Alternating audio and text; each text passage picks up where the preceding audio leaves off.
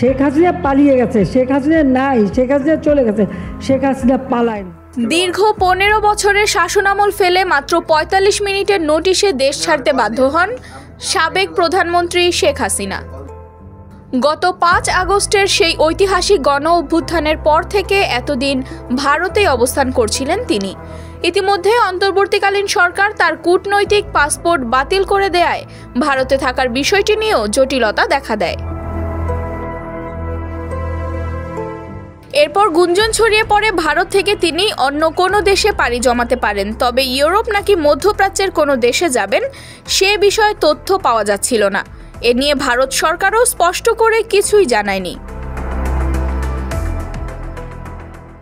অবশেষে খবর বেরিয়েছে তিনি ভারত থেকে কোনো দেশে পাড়ি জমিয়েছেন। বাংলাদেশের একটি বেসরকারি স্যাটেলাইট চ্যানেলের অনলাইন পোর্টালে এ নিয়ে একটি সংবাদ প্রকাশ হয়েছে।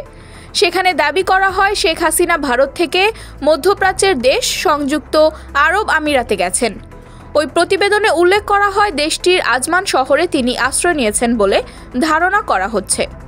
প্রতিবেদনে বলা হয় আরব আমিরাতের আজমান শহরে শামীম ওসমানের নিজের একটি বাড়ি আছে বলে শোনা গেছে, সেখানেই তিনি উঠেছেন। সেখানে আরও উল্লেখ করা হয় শেখ হাসিনা ভারত ছেড়েছেন বলে কয়েকটি সূত্রে জানা গেছে। এর আগে শামীম ওসমানকে দিল্লিতে নিজামুদ্দিন আউলিয়ায় দেখা যায়, সেই ছবিও গণমাধ্যমে আসে। এর কিছুদিন পর দুবাইয়ের একটি শপিং মলে দেখা মেলে শামীম ওসমানের। সেখান থেকে ধারণা পাওয়া যায় সংযুক্ত আরব আমিরাতেই অবস্থান করছেন শামীম ওসমান। এদিকে শেখ হাসিনার বিরুদ্ধে দেশে শতাধিক হত্যা মামলা রয়েছে।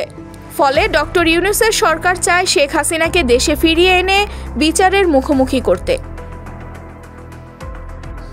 Mehjabin Khanam, news 21 news desk.